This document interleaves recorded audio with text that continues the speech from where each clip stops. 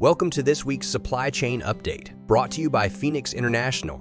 The ILA and USMX will restart labor negotiations on January 7th, just days before the current contract extension expires.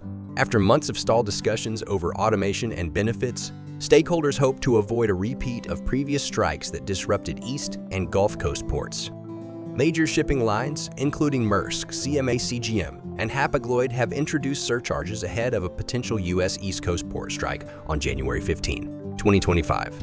Labor negotiations between the ILA and USMX remain unresolved, prompting carriers to prepare for disruptions. Expect rate increases across key trade lanes as the industry braces for potential delays. Maersk is urging customers to collect their containers early and return empties promptly to avoid disruptions from a possible port strike in mid-January. With labor talks at an impasse, the company has also canceled multiple trans-Pacific sailings to manage capacity and mitigate delays. Asia-US container rates have climbed due to pre-Lunar New Year demand and import front-loading driven by tariff concerns. Despite seasonal demand dips expected post-February, rates remain elevated, with carriers implementing general rate increases to support margins. Port congestion and vessel delays continue to disrupt Asia-Europe trade, with backlogs at major Asian ports like Shanghai and Ningbo. Labor shortages, holiday closures, and weather-related disruptions are compounding delays, which could extend well into February.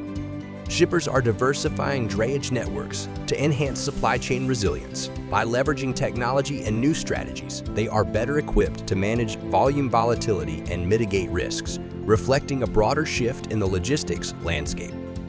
LTL carriers are expanding terminal infrastructure in preparation for demand growth in 2025. Despite current demand challenges, they remain optimistic, focusing on maintaining capacity and implementing rate increases to ensure long-term scalability.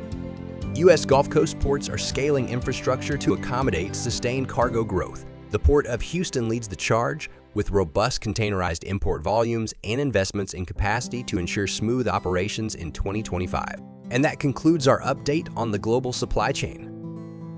Thank you for joining us. We will continue to monitor these developments and keep you informed. You can follow us on LinkedIn and YouTube for more supply chain-related updates.